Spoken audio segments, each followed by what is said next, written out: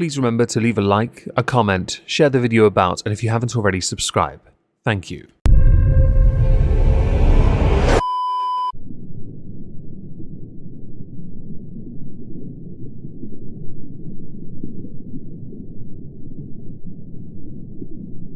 Well, isn't this just fantastic?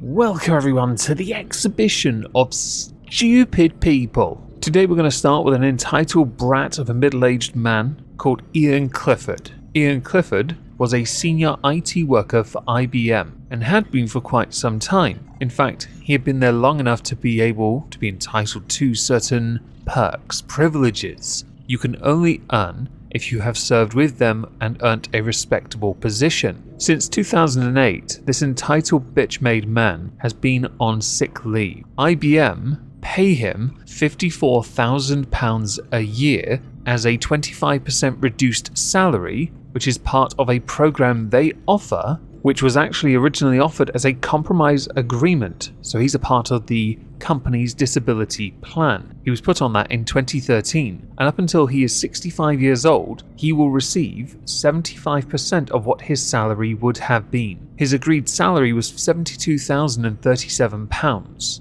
From 2013, he has been paid 54 grand a year. He, on multiple occasions, has gone to the courts, citing, "Oh, but they haven't paid my holiday pay," to which he got 8.6 thousand. He also agreed never to raise further grievances about the same issue. Well, that didn't last long, by the way, because he's also taken him to an employment tribunal with new disability discrimination claims, mirroring his previous grievance, because he had been treated unfavorably with no salary increase since 2013, holiday entitlement, and compared himself to a non-disabled employee who would have been fully paid their full salary during holidays. This bum dosser has been off of work for 15 years, and for 10 of those years, he has received $54,000, and he wants his salary to go up to match inflation because he is too sick to work. I know people who are legitimately disabled who can barely get by and try and work. This layabout,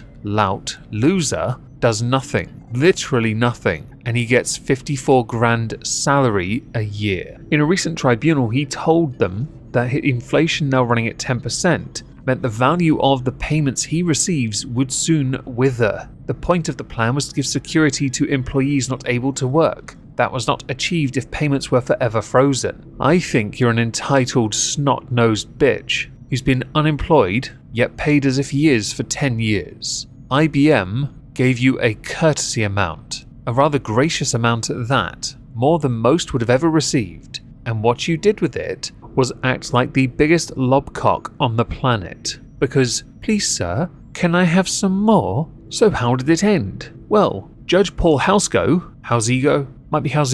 dismissed it and said, active employees may get pay rises but inactive employees do not. It is a difference, but is not, in my judgment, a detriment caused by something arising from disability. The complaint is in fact that the benefit of being an inactive employee on the plan is not generous enough, because the payments have been at a fixed level since April 6, 2013, now 10 years and may remain so. The claim is that the absence of increase in salary is disability discrimination because it is less favourable treatment than afforded to those not disabled. The contention is not sustainable because only the disabled can benefit from the plan. It is not disability discrimination that the plan is not even more generous. Even if the value of a $50,000 a year halved over 30 years, it is still very substantial. However, this is not the issue, for fundamentally the terms of something given as a benefit to the disabled and not available to those not disabled cannot be less favourable treatment related to disability. It is more favourable treatment, not less.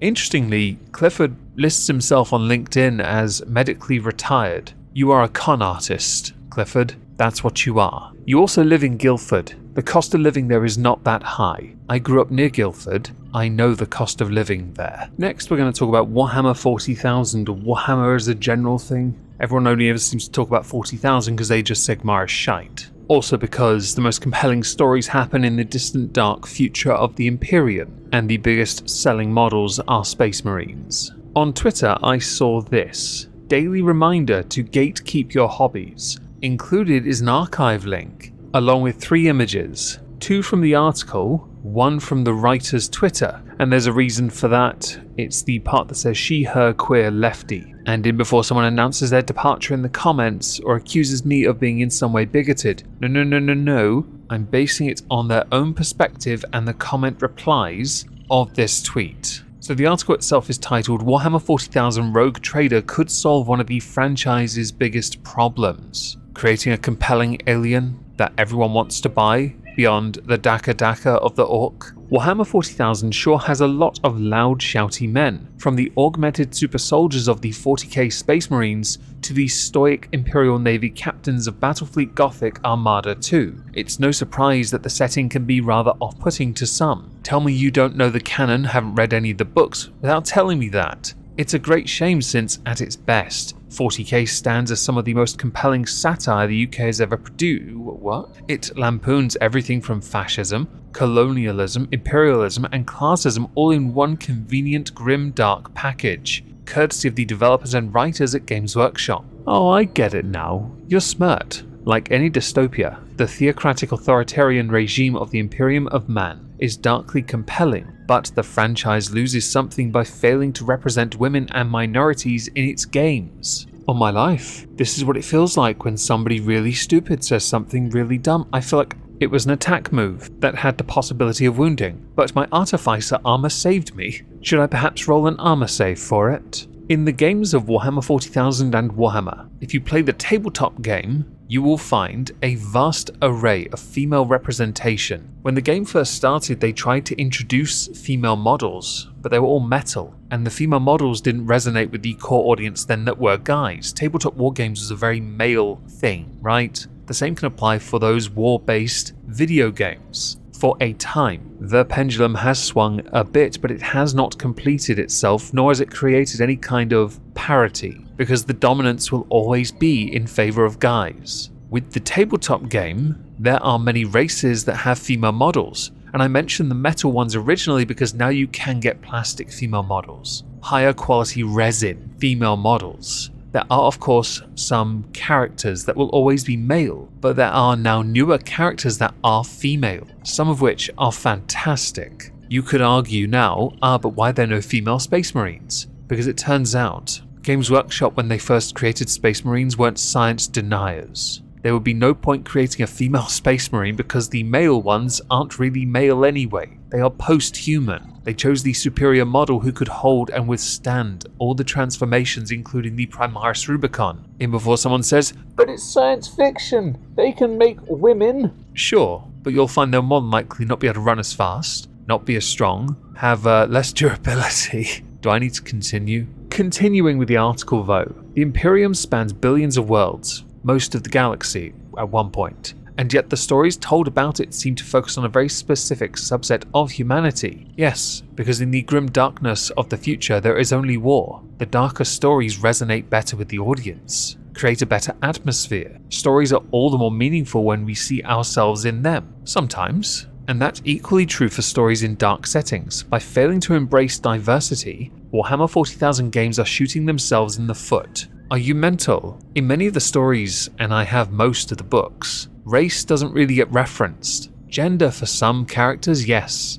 Race not so much. Some of the most pivotal characters, for example in the Horus Heresy, are remembrancers, and they're female. In other video games like Space Marine, one of the most important Imperial captains, was she a captain? Imperial Guards person, yeah, okay, stops me getting into trouble for saying men, was female. But the player, and you have to try and generate the interest to go there, is always going to lean towards males, as in the gamer and the character they want to portray. If you want, we could ask Saints Row if we can please have their rather voluptuous, sexiest version of the avatar you can create for yourself, which happens to be an extremely curvaceous and gigantic knockered female. Slap on some Artificer armor and see what happens next. The writer continues by comparing to other video games, and then talks about how they got into the hobby at university. However, the love affair was not to begin through the setting's nauseating macho Space Marines, it came through Rogue Trader. Rogue Trader's alright. I think Necromunda's more fun though. House of Escher for the win. The article concludes by talking about how representation matters.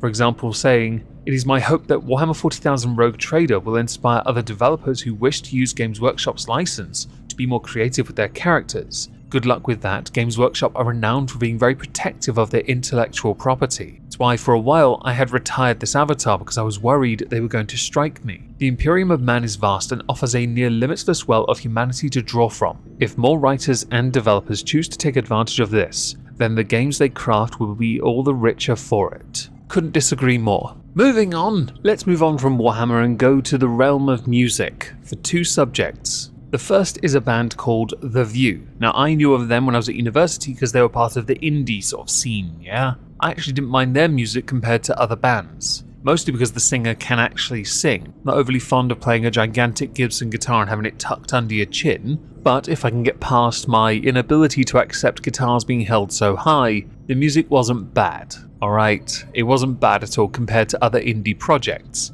They went on a hiatus at the end of 2017, recently announcing a comeback album and tour. They've started touring, in fact. Now, if you go on a break and come back, you want to do something to stand out, to get the punters to come back and watch you perform. The View are incredibly popular in their native country of Scotland. They really are. They played a record-breaking run of 6 shows at Glasgow's King Tut's Wawa Hut. They are quite popular there, but they'll want to draw attention in the rest of the United Kingdom so they can make some money, because they didn't towards the end of their time as a band when they were on their first run. So this comeback, with an album titled Exorcism of Youth, you want to draw the right kind of attention to it. Well, that's not what happened, because Carl Faulkner, the singer, decided to, have a fight with the bassist, Kieran Webster. During a show, they started bickering, and it ended up with Carl Faulkner taking a swing at the bassist by saying, "I'll effing kill you," which then led to them postponing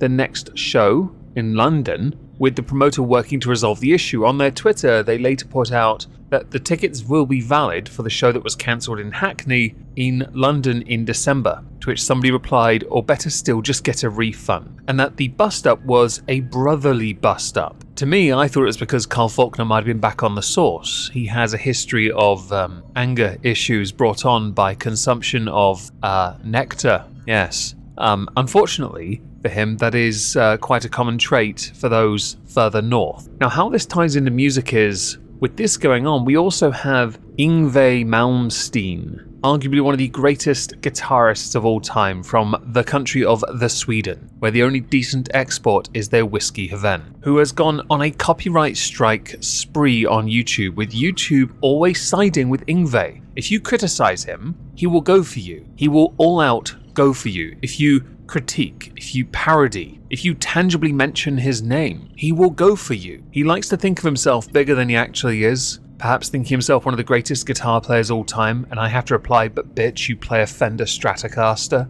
Now this is the part where I insert YouTuber Bradley Hall, one of my favourite guitarists on YouTube, quite frankly. Now if only he could play properly left-handed, and he'd be my bestest best friend, I might even have sex with him. Who, when he spoke of Yngwie, said, "And speaking of illegal, last year my YouTube friends and all-round smashing chaps KDH, I like him, go subscribe to him, and Singstring TV made some videos critiquing sentient bipedal donut Yngwie Malmsteen. Now it's well known that big Swede actively censors negative opinions of himself on the internet, and this was no exception, of course. He swiftly issued takedowns on both their videos and penalized both their channels with full-on copyright strikes for no other reason than they said critical things about him. This is the most obviously blatant illegal abuse of the system that I've ever seen on YouTube, and he was only able to do this because he issued the takedowns from a sort of temporary burner account. This is how ludicrously broken the system is. So he was able to dish out these strikes just like that from a random temporary account with no implications. Now, I'm usually on YouTube's side, and I do understand that it's essential for them to remain as impartial as possible, which is why they side with advertisers and news companies and music industry as a whole over anyone who is a creator on this platform. They have to just be the simple middleman, and they can't get involved in any cases, but to me it's just so unfair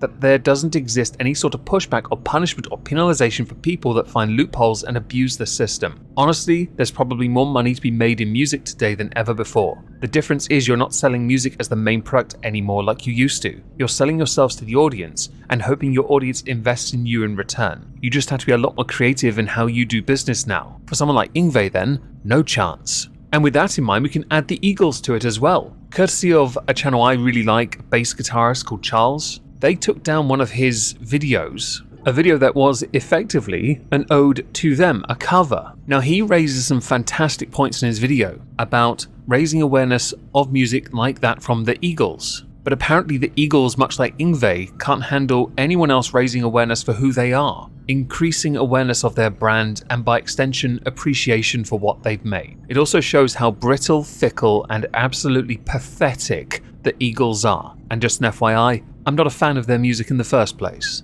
nor am I a fan of Yngwie. I can appreciate the quality, but I don't give a shit about them. Why? Because Yngwie's overrated and he always has been, and the Eagles are crap.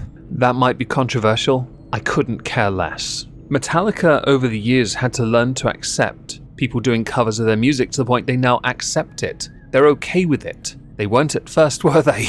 But other bands know how to play the game. Herman Lee of Dragon Force, when anyone covers any of his music on TikTok, Instagram, YouTube, he usually mirrors it. He usually responds in a comical fashion because it's always through the fire and the flames, which is a shame because Cry Thunder is better, as is Three Hammers. But it's done with respect as a response because he knows it raises awareness for the band, which in turn leads to greater things for them. Now granted, the Eagles don't need that, but if you want your music consigned to the annals of history and forgotten, keep striking people. Rick Beata gets struck all the time because of idiots like you. The ridiculous levels of oversensitivity of record labels and artists who cannot accept a cover, cannot accept criticism, cannot accept parody is astonishing at this point.